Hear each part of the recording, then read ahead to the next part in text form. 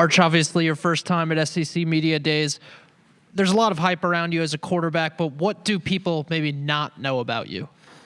I feel like I'm a pretty normal guy. I like to hang out with my buddies, play golf. I take football pretty seriously, but other than that, just a regular guy.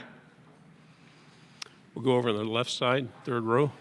Hey, Arch. AP Stedham of AP As We See It. Arch, what are some of the things you like to improve upon from your last season, and what can you say about your receivers in this offense? Yeah, our receivers are really good, really fast. We got a bunch of young ones, but having Wingo and Demo back will be good, and I'm really just trying to improve as a leader this offseason. Right side, second row, then pass it forward. Alex Byington on three. Arch, you just kind of touched on it, but that becoming more of a leader, your teammates have said how active a role you took. What was the impetus of that to try to kind of establish yourself this offseason? Yeah, I think as much as it wasn't always easy. Those 2 years, I kind of feel like I got a lot of respect from the team, and now being more of a vocal leader, they know that it's coming from a place of love, and when I get on someone, they know I'm not just being a turd. Middle section, fifth row. Trevor Denton with Way 31. Arch, just with all the media attention that you've gotten this offseason, your entire career, and then today, all the scrums around you, has any of this started to feel almost normal at this point? I don't know. Maybe so. I think I've had a lot of role models to look up to and how they deal with the media. I think Quinn did a really good job handling the media. But I'm here to play ball, and this is very much so secondary. Right side. Travis Tindall, ESPN, Austin. Who's more competitive, yourself or Michael Taaffe? That's pretty close. And who talks more He's trash? like annoying competitive though. Like it's like the little he'll like pick up a piece of trash, but I picked up trash. I'm like, okay, no, but he's good. He picked me off last week in 2-minute drill, which was annoying. But we were both pretty competitive. It gets competitive on the golf course too. Who talks more trash? Probably him. But yeah, probably him. Middle section, fourth row. Tyler Shaw with KBTX and College Station. Going back to being part of the renewal of the Lone Star Showdown, you get to come in and experience that, scoring a touchdown. Just what do you remember from that game, and how much are you looking forward to it being in Austin this year? Yeah, it was a privilege to have that rivalry back, and I'm glad I got to impact the game a little bit. They're a really good team, and that was a big time atmosphere. And I'm looking forward to that game. I got to spend some time with Marcel at MPA. He's a really good guy and a good player. So we're fired up to play them again. Right side. Hey, Arch. Alex Miller with the Bryan College Station Eagle. Kind of picking back off Tyler's question. Big touchdown in a key situation in that game. How did moments of success like that maybe help prepare you stepping into the role you'll have this season? Yeah, anytime you can get reps in the game and make an impact to help your team win, it definitely builds your confidence for the following year. And I think I'm going to try and build on that. Front row, and then pass it to your right. Arch, Caleb Saylor, Super Talk Mississippi here. You talked about your role models. Yesterday, your grandfather's jersey was displayed as part of the Ole Miss Shrine and with your family name. You're about to have your chance to shine and show and create your own legacy. Well, what's that look like for you? Yeah, it was cool seeing that. I think I came here maybe when it was just opening with my grandfather to watch the Ole Miss Boise State game in opening week. But it's been cool looking up to him and my uncles and my dad. And I've always wanted to play in the SEC, so it's been a blessing. Front row. Arch, Ben Garrett, Rebel Grove on three. I'm curious, your dad's Ole Miss Rebel, Archie's, jersey's here, Uncle Eli. I know you're a Texas Longhorn at quarterback. What's the relationship? You grew up with it. What's your relationship with Ole Miss now? It's a little bit different now. I guess I grew up going to games. We had a place in Oxford, and I'd spend a lot of the summer there and go to at least a game a year. Now, I guess not as much, but they got a really good coach and a really good team. I spent some time with Austin a few weeks ago. He's a really good guy. He's got a hell of an arm, so they're in for a good year. Second row, right side. Arch, your uncles are notorious for having a really strong self-deprecating humor. You've shown flashes of that. What's a Thanksgiving dinner like around the Manning, family household? It's just everybody ripping on each other, or what's that like? Well, I think we play A&M the day after Thanksgiving, so it won't be much this year. We'll probably be with the team. But growing up, it was fun. Watching football, it's pretty much like every other family. Watch football, eat a lot, maybe go outside and wrestle. I don't know. It was pretty basic. Nothing special. Hey, Arch. Jacques Doucet, WFB-TV in Baton Rouge. Obviously, your family name is big everywhere, but in Louisiana, it's very big. You're playing for Texas now, but do you feel like you're also representing Louisiana? What does Louisiana mean to you moving forward, even though you're playing in the state of Texas? Yeah, I try to bring as much New Orleans style to Texas. I learned a lot growing up in New Orleans. Been around a lot of good players. We have some other guys from the state of Louisiana with me at Texas, so it's been fun. And going back every year to Thibodeau, just the New Orleans culture and Louisiana culture is second to none. So it's always fun going back. We'll go here in the middle, fourth row. Gavin Baxley, ESPN, the ticket out of Montgomery. Arch, obviously you played a lot with Quinn Ewers last year. Now that you'll be the starter, has he given you any advice? What have you taken away from Quinn? Yeah, I learned so much from Quinn in my 2 years behind him. I think he handled it like a pro. It's definitely not easy having me as the backup with all the media, but he's always been nice to me and good to me, and I'm forever grateful for him. And I actually texted him the other week for advice on 2-minute, what kind of plays he liked to start with. Go in the back row in the middle. Hey, Arch. Kyle Wood, Athlon Sports. You said you've always wanted to play in the SEC. How has Texas been able to transition so well successfully in the SEC in 2 years, or in first year? I think that's a credit to Coach Stark and the way he's recruited and built the program. We got a bunch of good players and follow his lead, and so this is a big-time conference, and it's tough each week, but I think we've done a pretty good job, and I'm hoping to carry that forward. Do you think your mobility caught anybody by surprise last year? You can really move. Yeah, my dad was pretty fast, and my mom was fast too. I think she's competitive, so I try to mix it up a little bit when I can. Go here in the front row. Hey, Arch, Chip Brown with Horns 24/7 and Texas Sports Unfiltered.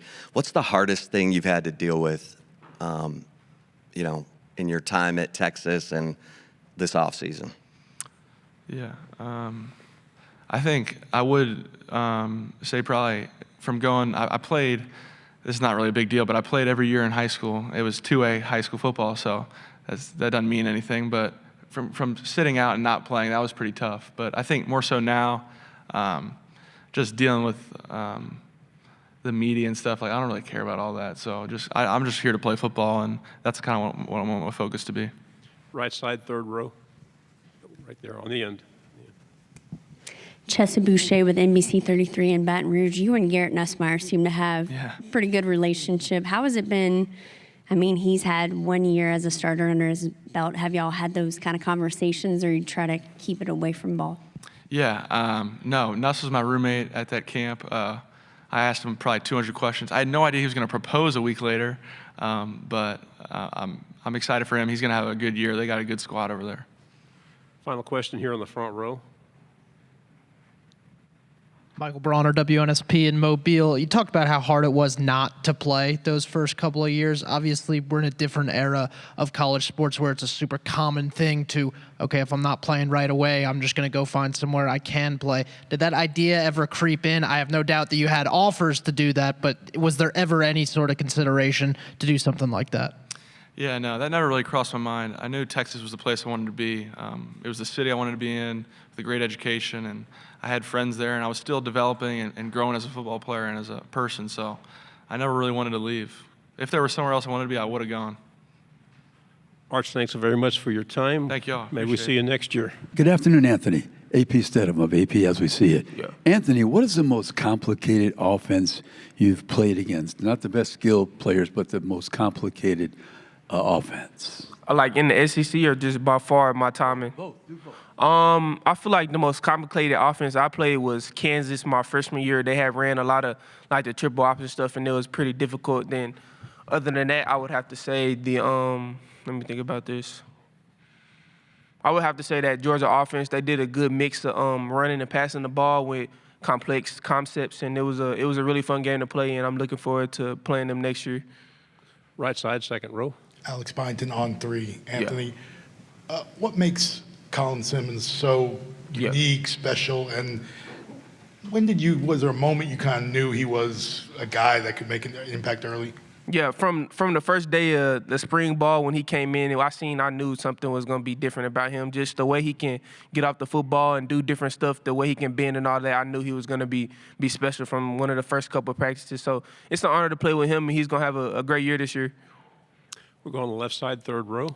Anthony, Tyler Shaw with KBTX and College Station. What do you remember from the Texas A&M game last year, and how much are you looking forward to that rivalry at home in Austin now? I remember as a crowd. Like, the crowd was kind of crazy. It was a fun game to play for the crowd and the media. And then I remember the quarterback making some elite runs and stepping up in the pocket and making a couple good throws. So that's definitely something I know he's going to improve on going into another year. So I'm looking forward to seeing them and Ruben Owens out there. Man, I can't wait to compete against him this year. It's going to be a fun game. On the aisle here in the middle. Yeah, Anthony, Alex Miller with the Bryan College Station Eagle. Tyler kind of stole my question, but looking back on the A&M Texas game, how is that rivalry different than the OU Texas rivalry as you've been able to play in both now?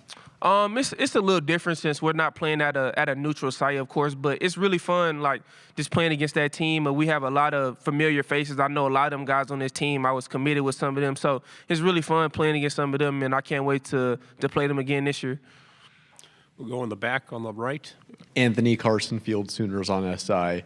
It kind of comes with the name Manning having such high expectations placed on you, but just from practicing against him, what have you seen that makes you think that he's going to be a star player at the college level? Just the way he reads the defense, he reads it really well. And he also has the ability to take off and run and change the play calls. He's done that a lot of time against us. So I feel like he's going to have a really good season, and he deserves to have the season that he rightfully deserves. So. Left side, row 3. You said you had, you're looking forward to, Georgia again. Yeah. Playing them twice. They got the better of you both times. Just what'd you learn from each of those games, and then how much are you again looking forward to playing them, and then the possibility of another SEC title game? I mean, it's fun. I feel like they have a really good football team, and we want to play against the best teams in the world. So going against them is a great test for us throughout the season, and playing them in a regular season is going to be a really good game. And we know we have to play them at their house, so we're looking forward for that test. And I know it's going to be a really tough game for us, but we're ready. Middle, fourth row. Anthony, there's a lot of hype, of course, around Arch Manning this week. What do you kind of make of the outside expectations, and how do you think he does at handling those expectations? I feel like he does a really good job kind of handling some of the hype around him. He doesn't really have a social media or do any of that stuff, so I know he's going to be ready to play. I've been practicing against him for the last 3 to 4 years, so I know he's going to be ready to go and ready to play when the moments and the lights are on. Right side, second row. Sark, earlier this offseason, Sark has been on TV and discussed how active a role Arch took in the leadership. So obviously, as a backup, there's only so much you can do, but what's the difference you've seen from him this offseason in that regard versus maybe obviously his first 2 offseasons? You can see his competitive nature pop out a little bit more in the workouts and some of that. So he's coming in with a energy to lead and be a leader, and he's calling the plays like he's been back there leading the show for the last 3 years. So you can tell he took the right steps towards being a leader and learning from Quinn throughout this time of him being a backup. Just in summer workouts, we were kind of struggling with doing our Longhorn shuttles. He kind of brought the group up and gave us some motivation, pumped us up, and we went out there and kind of finished the job and executed. Left side, third row. Anthony, you had a defense that helped the team reach the playoffs last year. So if you can complete this sentence, the Texas defense will help reach the college football playoffs if. Say that one more time, please. The Texas defense will reach the college football playoffs this year if. If we go out there and communicate, execute like the level we've been doing and even exceed it a little bit more, I feel like we have to communicate better than we did throughout the years, and we have to execute in some of the big moments like we have in last year. We'll stay on the left side, third row.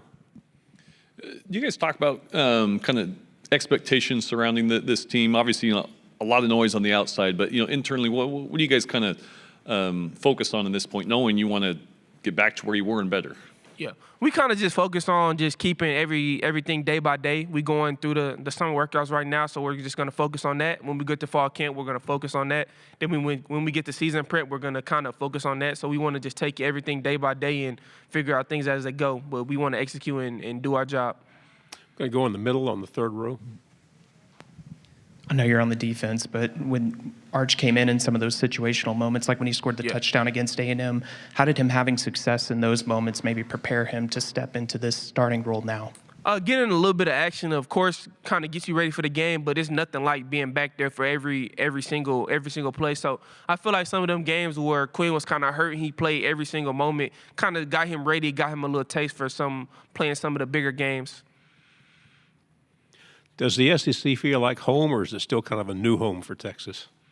The SEC, I wouldn't say it feels like home. This is just our second season, but we're going to go out there and just play our best and execute. We know we have some tough away games and home games this year, so we're just going to go out there and kind of just try to execute, do our job. Right side, second row. Obviously, given his last name and the notoriety of being the #1 recruit and all that, what's something about Arch that most people probably don't know that's kind of something that only really his teammates, coaches, maybe his family understands about him? I feel like a lot of people don't know how fast he is. Like when he gets out the pocket, a lot of people aren't going to catch him. He really can run. He really could go. We'll go in here in the middle, in the fourth row. As a player, how do you sort of view momentum game to game, week to week? Last season ended how it did, but how do you kind of carry over the positive momentum that you guys had at points last season into a new year? Yeah, like it's our job as leaders to kind of carry the momentum and kind of push some of the younger guys and make sure they have the confidence to go out there and go play when they have to go step up in the moment. So we kind of just want to take the young guys, get them in the film room to make sure they have the momentum and the confidence to be able to go play. We have any final questions? We'll go here on the right side. Travis Tyndall, ESPN Austin. Anthony, can you tell me your feelings and the team's feelings on being able to face Ohio State after just playing them their last game? I mean, it was a tough loss, but that was last season. We have a whole new team, so we just want to go out there and be 1-0 next year, and that's all we're going to focus on, just being 1-0, and then we're going to handle everything else when the time comes. Good afternoon, Michael. Good afternoon. AP Stedham, AP as we see it. Michael, what's the biggest challenge for the Texas secondary this year, and what are the differences you noticed between the two leagues? Yeah, great question. The first answer, how are we going to handle success? So we obviously had a lot of success. We had the Thorpe Award winner in our back end. We had a second-round draft pick in our back end. Then we had a couple guys returning. So how are we going to handle success? And are we going to be complacent with that success, or are we going to raise the bar and raise the standard? And what I'm always trying to do is I'm trying to raise the standard and understand that there's a bar, and we got to reset that every single year to keep chasing greatness. Because at the end of the day, if you want your name to be remembered, you got to keep going and keep doing more. And remind me your second question. Oh, the leagues. The second question is, it's different, right? It's a lot different. There's different speeds, there's different atmospheres, there's different weather. But I know in the SEC, what I can tell you about the SEC is you have to be physically prepared every single game. Your body has to be prepared every single game, and there's no game where you can take it lightly. Right side, fourth row. Alex Byington on 3. Michael, Sark has said a few times this offseason how Arch has taken on more leadership responsibilities, kind of taking that role by the horns, so to speak. Yeah. Just how have you seen that, and is there an example where you came away maybe impressed of where he's making those strides? Yeah, Arch is obviously one of my best friends. I was his host when he was a recruit here on his OV, and ever since then we hit it off. And I think the one thing that I respected about him is he would look like an average Joe if you were walking across the halls, besides that he looks exactly like his uncles and his granddad. But he's just such a down-to-earth guy. And how he leads is he gets respect of the locker room. And it's not always the rah-rah guy. you can be a leader so many different ways, but how he leads is he makes a personal relationship with every guy in the locker room and tries to get respect from them. So that's leading by example. That's leading with intention by, sitting with different people at lunch. That's going out of his way to show people, hey, it's nice and it's good to go thank people for holding the doors, or thank people for cleaning up our locker room. And so he leads by example, and he tries to set a standard for the guys, which is really cool. What's the most common question you get about him? I'm sure you get a ton of them. That is a great question. The most common question I get about Arch is, oh man, that's a good question. It's usually more generic. It's like, how's Arch looking? Is Arch the real deal? That's probably the biggest question I get about, is Arch Manning the real deal? And my answer always to that is just let his film do all the talking. Left side on the end. Michael, what's the most complicated pass offense you played against within those two conferences and then through your career, because you were in the playoffs last year against the eventual national champion, Ohio State? Yeah, every offense that I've gone against has given me some type of trouble, has given me some type of misdirection, some type of scheme. And I think that's a respect to our defense, because they do stuff on film that's different than what they've seen, what they've shown, right? And so I think that's a respect to our defense, because we give them something that they've clearly never seen. But probably the hardest, offense that I've gone against is Washington. When Michael Penix was there, Roma Dunze was there, Joan Polk was there. There was guys, Kellen DeBoer, Coach DeBoer was the head coach there. And so that was probably the game that was toughest for me. Right side, third row. Alex Miller with the Bryan College Station Eagle. What did playing in the A&M Texas game mean for you last year, and where did that interception you had in that game maybe rank among your favorite football moments? Top moment of my life, hands down. I was telling one of my friends the other month, I was like, I think that was the coolest moment of my life. So it's up there for moments of life. But I think it's so important to know that we had 13 years of no Texas versus Texas A&M rivalry. And then all of a sudden we get it back, and it's in College Station, it's at Kyle Field, and people argue that that's the best atmosphere in all of college football. And to believe that it wasn't rocking, you'd be a fool, because that place was, I saw 5 fields when they were running out of the tunnel. It was shaking, it was loud, it was crazy. And it's so good for the great state of Texas. It's so good for college football, because in Austin, there's no pro team. So we are the pro team. The Texas Longhorns are the professional team. And in College Station, obviously the same. And so it's like a rich tradition of just, Texas fans that are going back and forth. And it's so fun for us as competitors.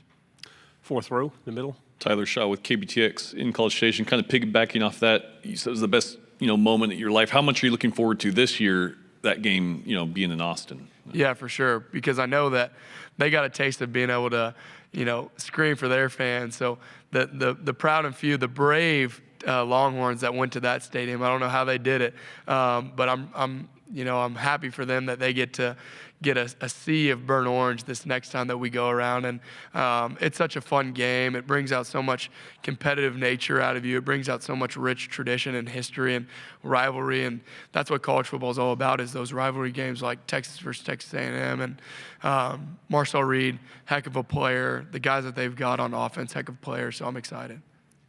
And then do you mind explaining a little bit about your tie? And Yeah, for sure.